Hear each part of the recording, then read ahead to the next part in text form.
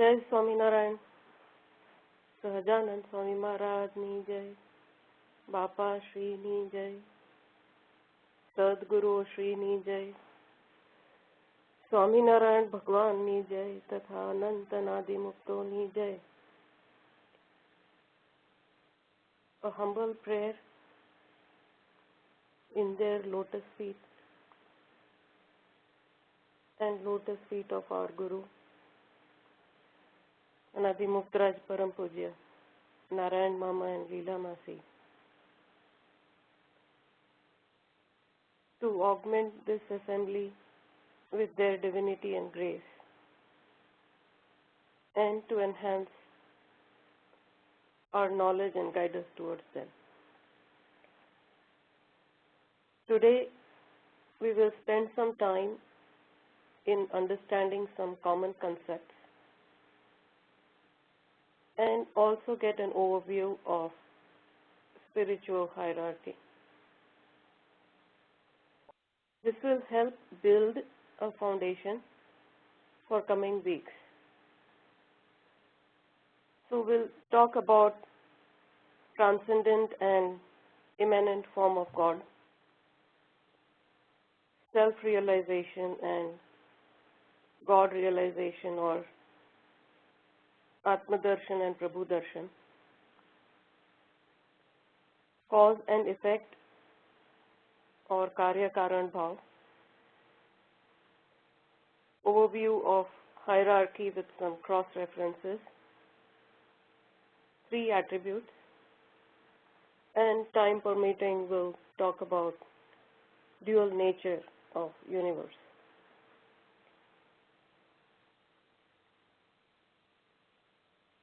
Last 4 weeks we spent time on understanding soul, body and mind,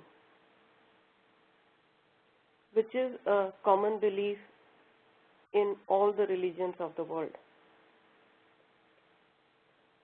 Another common belief across all the religions of the world is that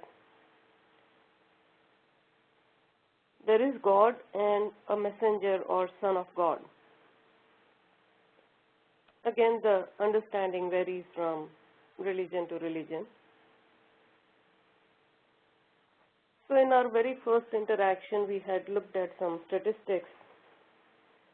32% of the world population are Christians, 23% is Muslim, 15% is Hindu, 7% is Buddhist, 11% are atheists, and remaining 12 is all other minor religions in the world.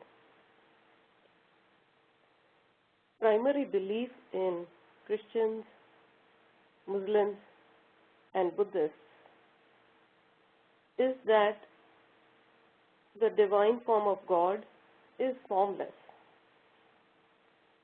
God is simply an all-pervading brilliance, and that is 3/4 of the world population. Of course, there are bifurcations in each of them, and some of these bifurcations believe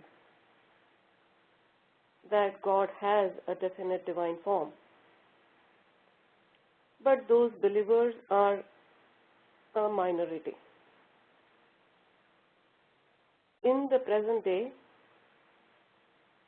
idol worship or worship of a definite divine tangible form of God exists primarily in Hinduism. Also amongst Hindus, about 40 to 50% believe that God has a definite divine form. And Hindus are about 15% of world population, so hardly 6 to 8%. And maybe some additional minority in other religions. So say 15 to 20% of world population today believes that God has a definite divine form. However, we learned in our very first interaction as well is that religion is not a number game. So let's spend some time to understand this better. Let's first define two terms, immanent form of God and transcendent form of God. Immanent form of God is the formless, all-pervading divine brilliance, and transcendent form of God is the definite, embodied, divine form of God that has the shape of body like ours, but is completely divine. Christian texts refer to human form of Jesus as transcendent form of God. But we are not talking about human form here. We are talking about a definite divine form. The transcendent form of God is also all-pervading. So about 80 to 85% of world population believes that God only has an immanent form and no transcendent form. Let's recall again that religion is not a number game.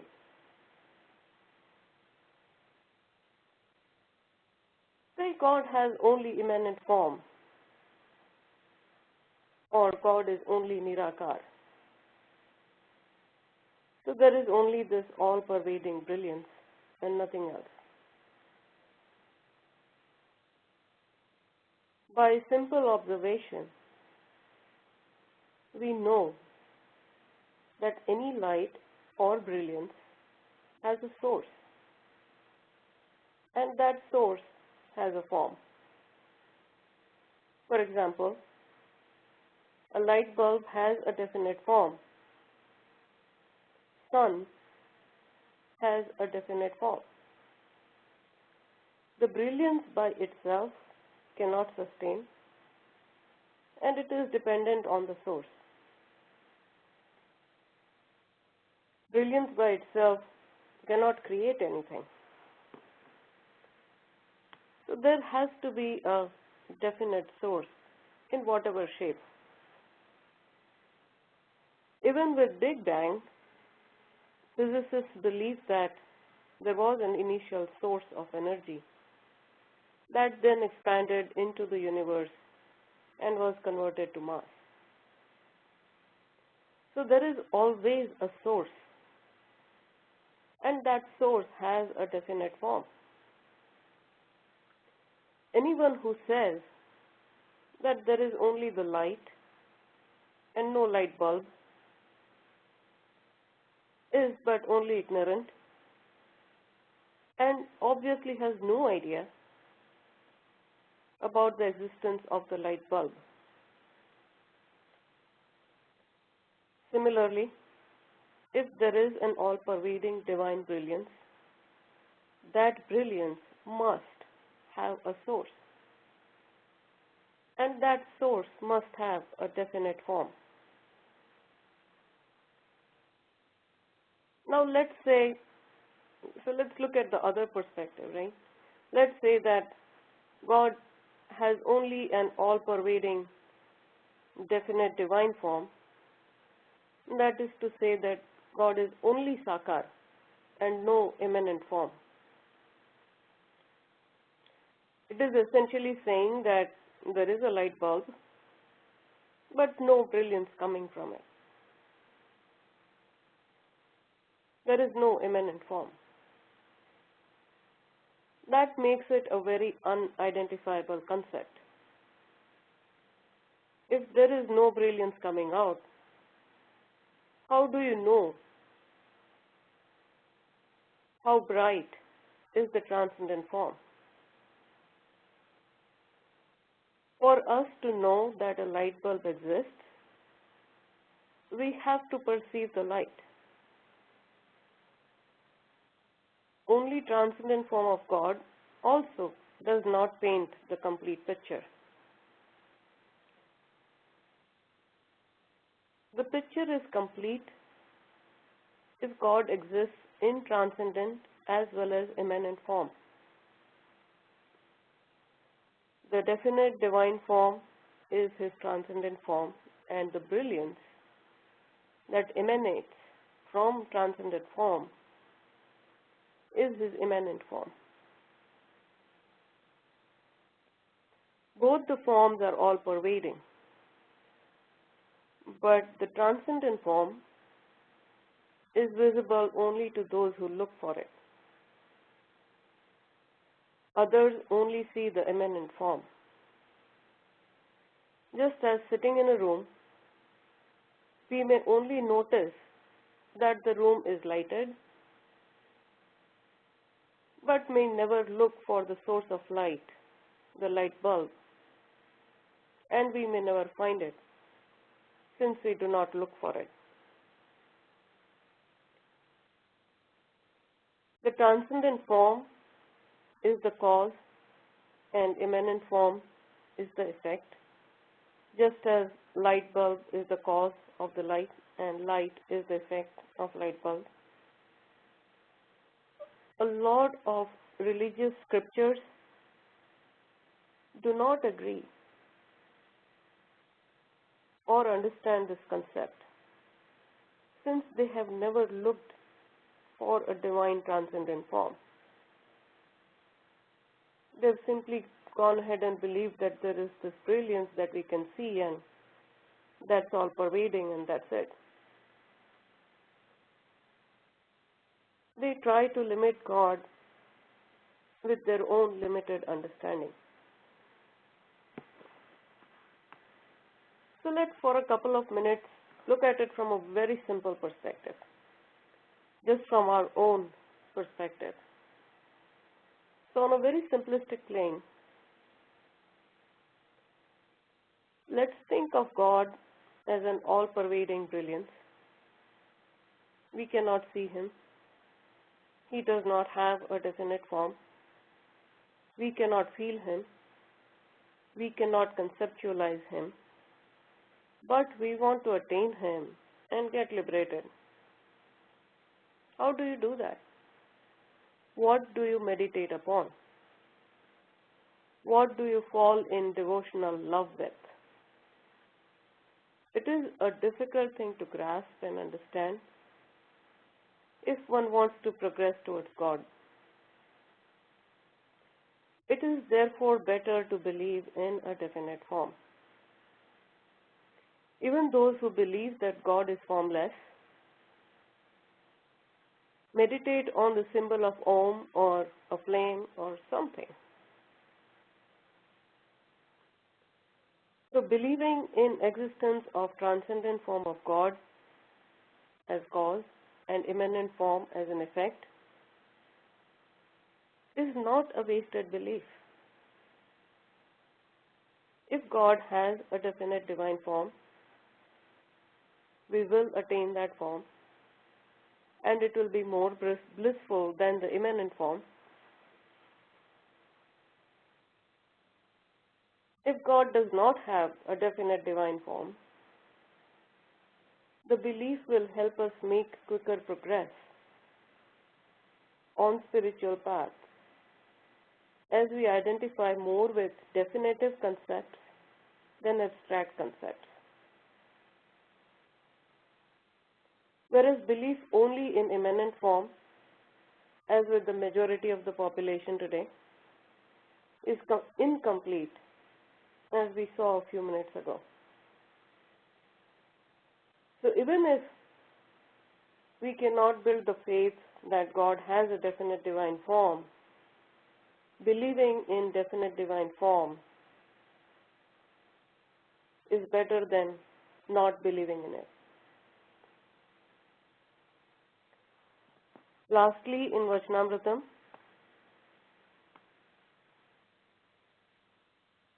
Lord Swaminarayan has given so many examples from Hindu scriptures where God has either listened or spoken or touched. If God was formless, how all that would be possible, he says. So God has a definite divine form that we'll now onwards refer to as transcendent form,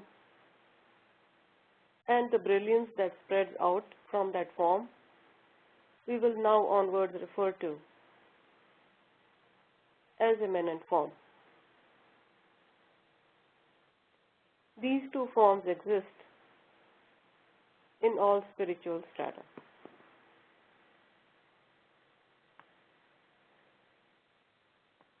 So closely associated with the belief of immanent and transcendent form in Hinduism is the concept of vads.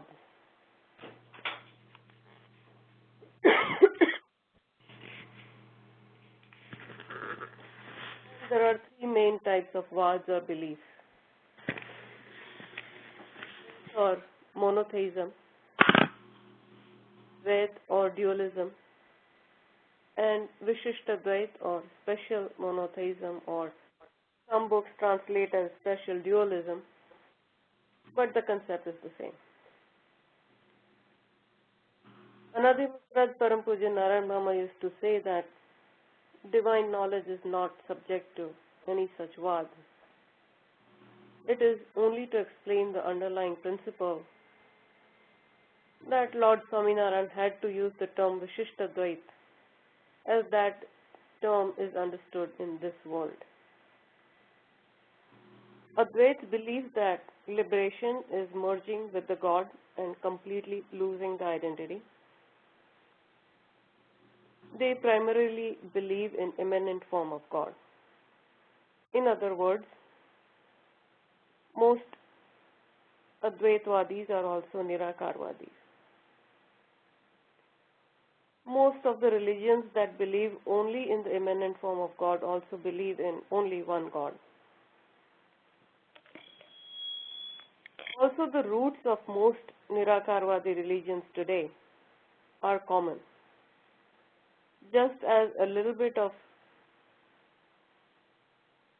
study of Christianity, Islam, and Judaism, it would reveal that all three of them have the same angels and prophets. For example, Gabriel is a common angel. Ishmael is a common prophet.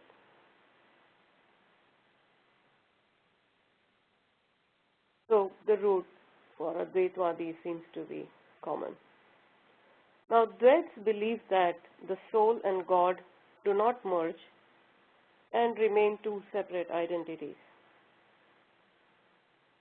The religions that believe in transcendent form of God are also mostly Dvaitvadis. Vishishtadvaits believe that there is a merger of the soul with the God, but the identity is not lost completely. It is only submerged and forgotten. So the identity is not lost. It is forgotten because the bliss is so immense that the soul does not recall its own identity, but it does exist. And this concept exists in both believers of immanent form of God and believers of transcendent form of God. So that was a little bit on the Dvait, Advait, and Vishishtadvait. There is another common belief that I wanted to talk about is cause and effect. But before we do that, there was one more thing I wanted to talk about. I just remembered. So one common roadblock hit by those who believe that God has only immanent form is that they cannot distinguish between self-realization or soul realization and God realization, or in other words, Atma Darshan and Prabhu Darshan. They cannot distinguish between that. So self-realization is that the soul, through grace and endeavors, is able to see itself. God realization is that the soul, through grace and endeavors, is able to see God. So Nirakarvadis, or believers of only immanent form of God, cannot distinguish between the brilliance of the soul and brilliance of God right away, and get so engrossed in the bliss of the soul itself that they do not progress from there, believing that is the end. The bliss of our own soul could be captivating. When we start meditating, a lot of us first attain realization of the self or soul, and that too is liberation, since we become free from subtle bodies. But that is just a precursor to God realization or Prabhu Darshan. If one is pursuing that path of liberation, that is, first attain self-realization and then move on to God realization, then self-realization is a precursor. But we have to remember that it's a precursor, not a prerequisite. The simple way taught to us by Anadi Muktraj Param Puja Narayan Mama cuts the path short and makes us first memorize the form of God and then believe our soul to be brilliant and then visualize the Lord in that brilliance. So there is no chance for one to get lost.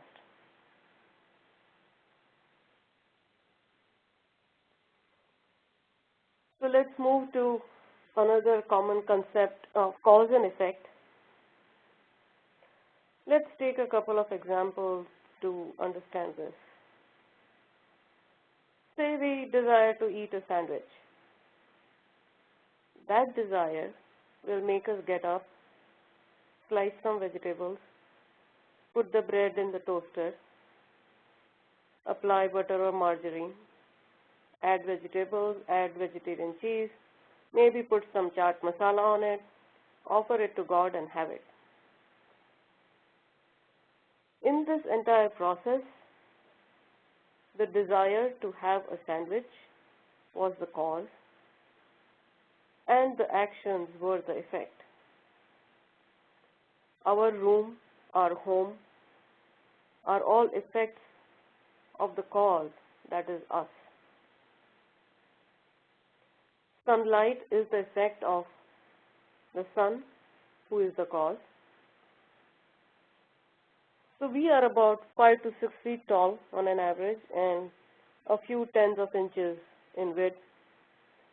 But our effect is greater than us, a few thousand square feet. Our effect, which is our home, is greater than us. Sun itself is 865,000 miles approximately in diameter, but its effect is all the way out to the Oort cloud, which is 1 light year away. And the deity form of sun, which is the cause of the sun that we see, is much smaller in size. And it's the cause of the sun that we see. So the cause is always smaller or subtle in size than the effect. Secondly, more powerful the cause, larger is the effect. Map our effect to sun's effect. Our effect is a few thousand feet. Sun's effect is 1 light year. This concept of cause and effect exists everywhere and is common across spiritual strata.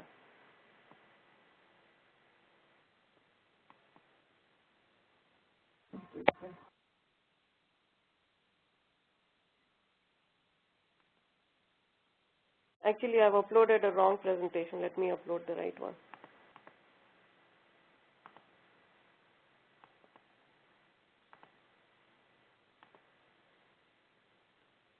Today's presentation. So we'll now move on to the hierarchy. So we talked about 2 or 3 concepts, the immanent and transcendent form of God, and associated with that we talked about 3 types of vads. Then we talked about self and God realization, and we talked about cause and effect. So with that, let's continue forward onto spiritual hierarchy. There are a couple of other concepts, but they will be better understood after we have looked at the hierarchy, so we'll talk about those later. But before we move on,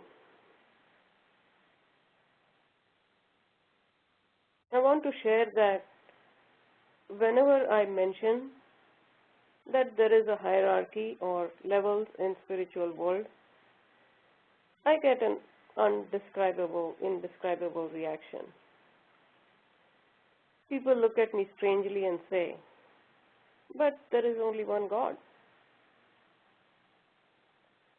Interestingly, spiritual levels and differences in powers of deities or angels or prophets belonging to different levels exist in all religions. It is not so evident as the references are made by the way or are not explicitly called out. So some religions explicitly call out these levels and some don't. So let's look at some other religions. Egyptian god Atum is said to have risen from the waters of chaos, called Nun, created all other Egyptian gods. So Atum created all other Egyptian gods. But Nun is another Egyptian god, and Atum was created from Nun. Clearly, the creator has greater power than the createe. Now, createe is not a real word, I just made it up to explain the concept. So there is a hierarchy there. Also, Gabe is said to be the father of Osiris, Isis, Nephthys, and Seth. And Horus was the son of Isis and Osiris. So there is a lineage hierarchy as well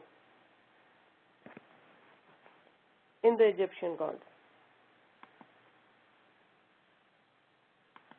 Likewise, Greek gods have a family tree. I know this one is not very clearly visible because the tree is big, but if we search on Google for Greek gods family tree, we will find not one or two, but numerous images showing the tree. They do not call it hierarchy, but reading their mythology, it is evident that the father is usually more powerful than the son. Interestingly, like Egyptians, Greek also have the god Chaos sitting at the top. And I'll include the links to all these in the slide as well, so people can look at it themselves. I did not create this slide. There is a similar Roman god family tree as well. So if we search on the net, we'll find it, so people who are interested can research on it. And these are all ancient religions of the world. But in the present day, while Islam preaches one God, it believes that there are many prophets. I think they believe in about 25 prophets.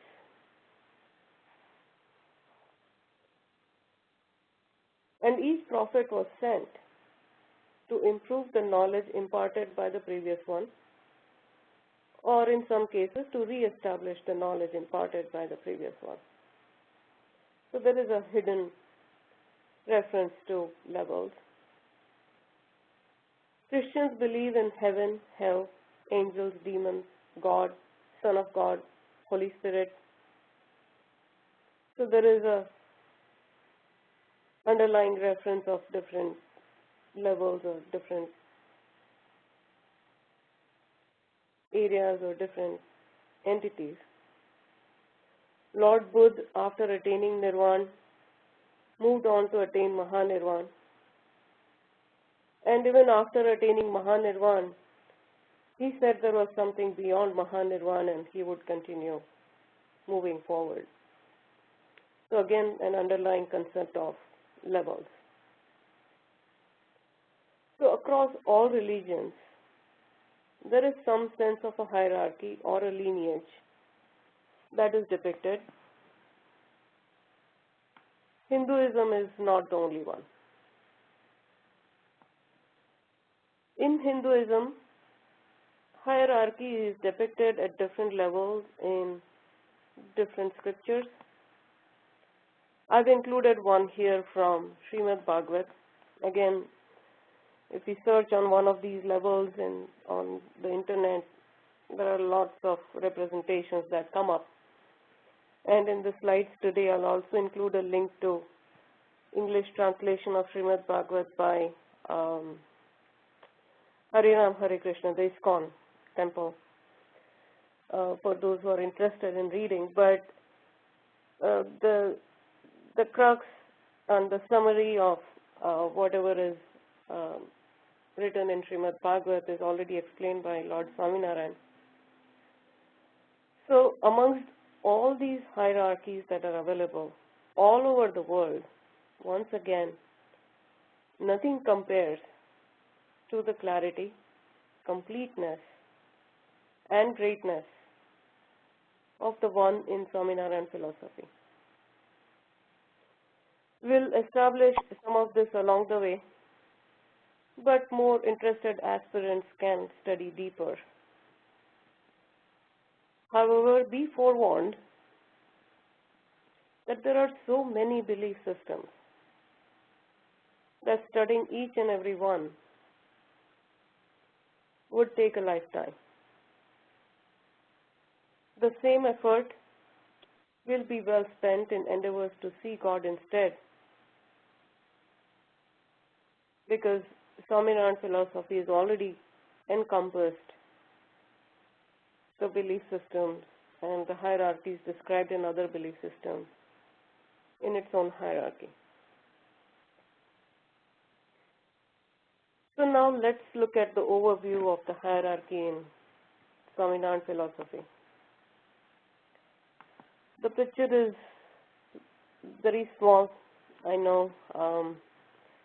I hope people are able to read it. Is it legible? Vishal bhai, can you read it?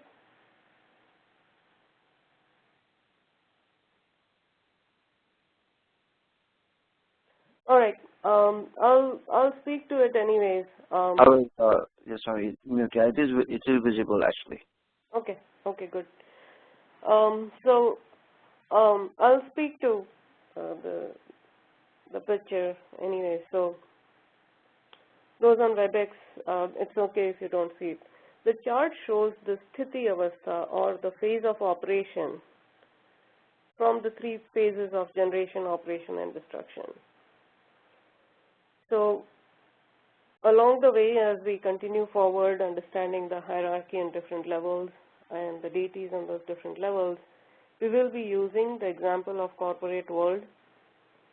But for now, let's just remember that there is a corporate world up there.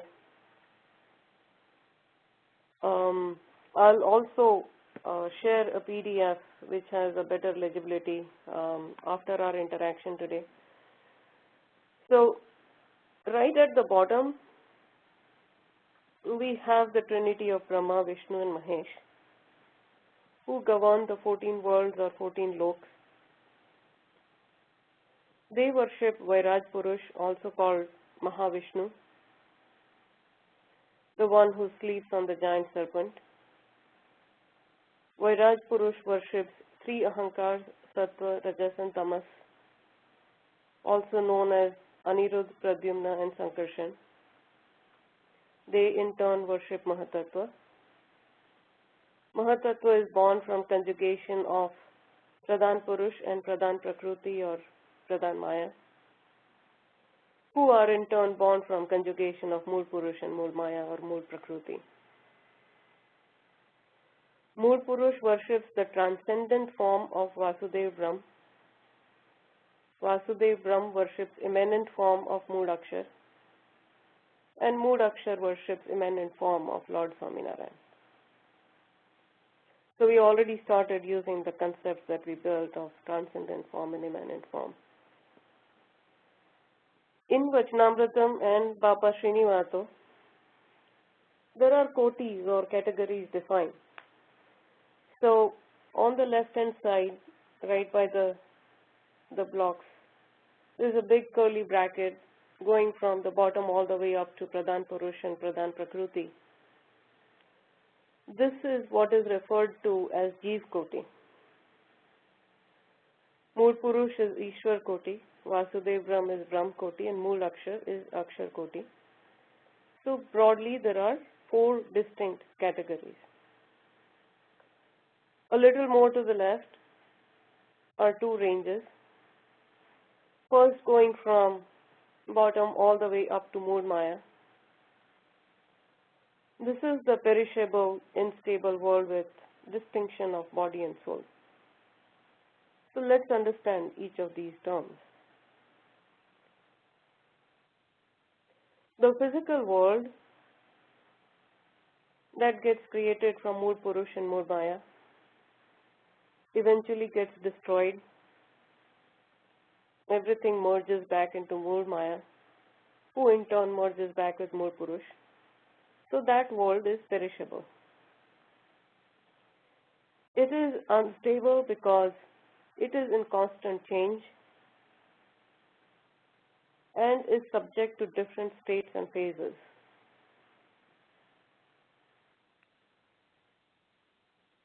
In last 4 weeks, we have understood that we are souls and we are given a body.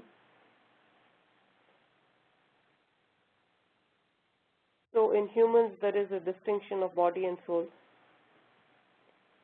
Likewise, all the way up to Mool Maya, there is a distinction of body and soul.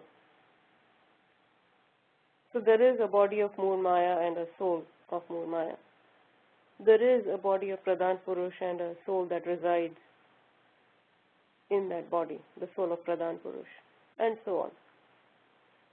Beyond Mool Maya, that distinction goes away, and it is the soul itself that exists in the definite divine form. So whatever is that divine material, that material is embodied in a definite form.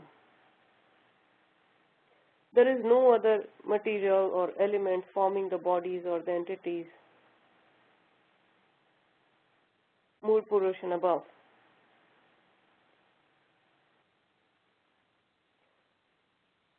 Subsequently, there is no gender distinction as well. Also beyond Mool Maya, the world is not perishable. It is stable and never gets destroyed. Mool Purush does not merge into anybody and does not get destroyed, and same with Vasudev Brahm and Mool Akshar.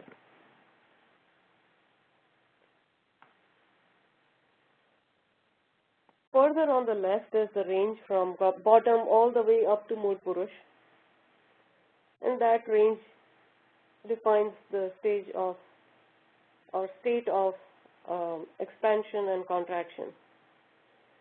And one might say that Mool Purush does not expand, but Mool Maya emerges from Mool Purush, unites with Mool Purush, and the creation comes into existence. So eventually it is the expansion of Mool Purush.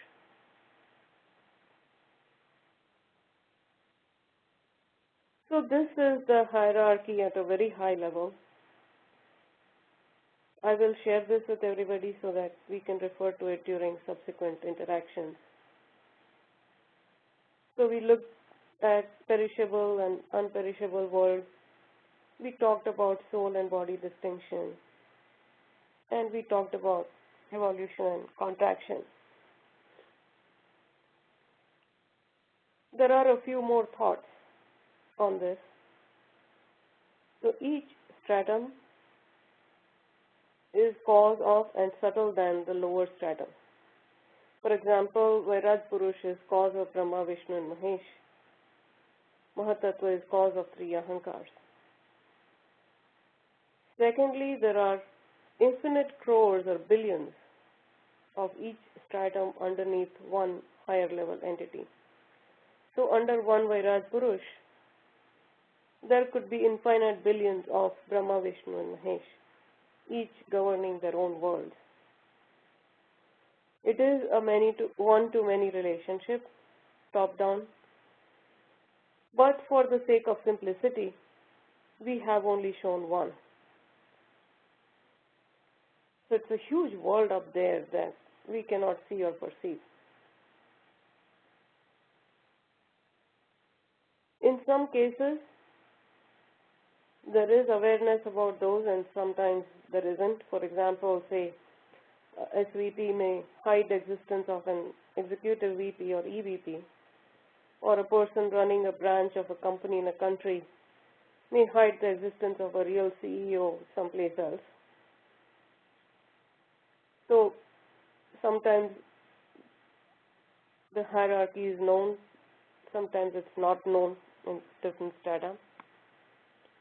And the last thing I wanted to touch upon with relation to the hierarchy there is that Anadi Mukhraj Param Pujya Nand Mama used to say that deities from any level, be it in the perishable or unperishable category, all the way up to Moodakshar, if they want to move to the next level, they have to take a human being level birth. So to understand this, let's take an example of mountain climbing. If we have climbed a peak and we want to climb another peak or another higher peak, we first have to climb down before we can climb up again. So it is a similar concept. If you want to progress to any higher level, you first have to take a human birth. So I'm sure those on WebEx have noticed stages that I've mentioned on the right-hand side of the picture. In subsequent satsangs, we'll go through each of these stages in details. The reason for breaking down the hierarchy into stages is for better understanding and representation. There is no other reason. Also, when I had created this in my late teens, early 20s, I had taken a top-down approach. So stage 1 is at the top. However, since we have started a bottom-up approach with cross-references to establish credibility, we will start our journey from stage 6 and count down to 5, 4, 3, 2, 1. I wanted to reverse the numbering, but honestly did not get a chance to do that. Also, another thing I want to highlight is that the end of perishable world will also be an end of most of the cross-references. There are references in Srimad Bhagavad for stage 6 and 5. There is a lot of mapping from religions, present day and past, mostly into stage 6. And some enlightened ones have gone beyond stage 6 onto 5 and 4. And I've seen fleeting references a couple of places to stage 3, and that also just a hint or a reference, nothing much. So along the way, we'll talk about them as well as we go into the details of the deities in each stratum. So here is what I'm thinking for next few weeks. We'll have 1 or 2 satsang each on stage 6 and stage 5. We'll have 1 or 2 satsang for stage 4 and phase of creation and phase of destruction. As I mentioned, this is the phase of operation. 1 satsang for stage 3 and 2 and 1 satsang for stage 1. So that is anywhere between 5 to 8 weeks, and then additionally if there are other topics of interest or we have a Q&A session. It might be a couple of weeks more. So we are talking about 5 to 10 weeks, but we will know better as we approach stage 3. So before we wrap up today, there are 2 more concepts that I wanted to talk about. And I wanted to talk about them after talking about the outline of the hierarchy. In the past weeks, we have made a couple of references to 3 attributes, Sattva, Rajas, and Tamas. These start from Mood Maya. So Sriji Maharaj has called Mood Maya Gun Samya, meaning all 3 attributes are in harmony and balance. The state associated with Mood Maya, the effect of Mood Maya, is called Samya Avastha because all 3 attributes are balanced. Every entity underneath Mood Maya is affected by these 3 attributes. Some have one predominant over the other, whereas some have all of them in varying forms all the time, like us humans. And these 3 attributes may be mixed into one another, creating 9 kinds: pure sattva, rajasic sattva, tamasic sattva, sattvic rajas, pure rajas, tamasic rajas, sattvic tamas, rajasic tamas, and pure tamas. Mood Purush and stages 3, 2, and 1 are beyond the 3 attributes and are called Gunatit. And there is a lot of information available on the web on the 3 attributes. I've included some slides on the characteristics of each attribute and have also included links to those, but here is one slide that talks about the characteristics and the related adjectives and some examples. There is another one here which is talking about more characteristics. So there is a wealth of information available around these 3 attributes on the internet. So during our entire day, we are governed by fluctuations of these attributes. Our responses, behavior, thoughts, actions are all governed by the prevailing attribute. To achieve ultimate liberation, the attributes must first be balanced, and then one must get above and beyond the attributes to become Gunatit. So how does one wear off the effects of these attributes? First is to cultivate an inner awareness to observe our own thoughts. All spiritually inclined are gifted with the keen power of observation of others and of self. So we should observe ourselves and notice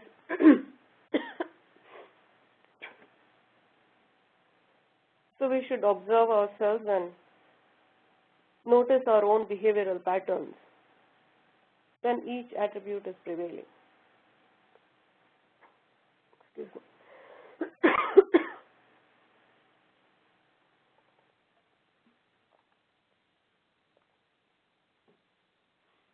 How do I behave and think when sattva is prevailing? Or what did I do when I was feeling really calm and peaceful the other day? How did I deal with the situation when I was calm and peaceful, and how did I deal with a similar situation when I was not calm and peaceful? How can I bridge the gap between these 2 responses of mine? And I'm going to go to a very completely different example and talk about Stephen Covey's 7 habits of highly effective people. There is one habit that has really helped me manage my responses, irrespective of the prevailing attribute. And that is, seek first to understand, then to be understood.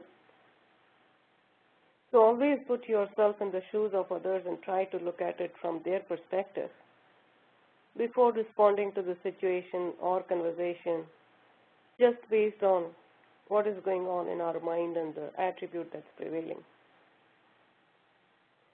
If we practice that in our day-to-day life, it really helps overcome the effects of attributes in the initial stages. Later on, a continuous practice of looking at a situation as a third party, being completely detached, diet control and mind control help. But as a starter, we can seek to first understand, then to be understood. The last common concept I wanted to touch upon today was dual nature of existence. There is duality at every level, and this duality can be viewed as two extremes of a swinging pendulum. Where there is good, there is evil. Life, there is death. Joy, there is sorrow. Love, there is hate. Not only the situations and emotions are dual, but this quality or duality pervades at a much larger scale. Let's take an example of a star. A star throughout its life fights with opposing forces, the pulling gravitational force and the pushing nuclear energy. There is a constant battle going on inside the star, just as there is a constant battle going on inside our minds and hearts between good and bad. In the larger universe, the dark matter binds the galaxies together and dark energy pushes them apart. So the duality is visible even in the larger physical world. And of course, the paradigms of duality are different, and maybe even their resolution is different, or resolution and overcoming that duality is different. But for liberation, the pendulum needs to stop swinging between the extremes and become stable at one central point. We need to maintain that equilibrium between the duals, between the attributes, to progress on spiritual path. Otherwise, we'll keep being pulled and pushed throughout our lives. If we want to get out, we first have to get over the pull and push. We need to develop that internal resilience to not get pulled and pushed by the duals or by the attributes. So that was the last concept I wanted to talk about. Today was a little bit of many concepts. They may not seem to fit together in today's conversation, but they will really help us in our journey further. For example, after understanding the immanent and transcendent form, we right away applied it when we are talking about the hierarchy. So we can think of today's interaction as a glossary of concepts. So thank you to the satsang for patiently helping build this foundation. And with that, let's wrap up our today's satsang. Next week we'll begin our, next to next week, we'll begin our journey with stage 6. Jai Swaminarayan to everyone, and Vishalbhai, over to you.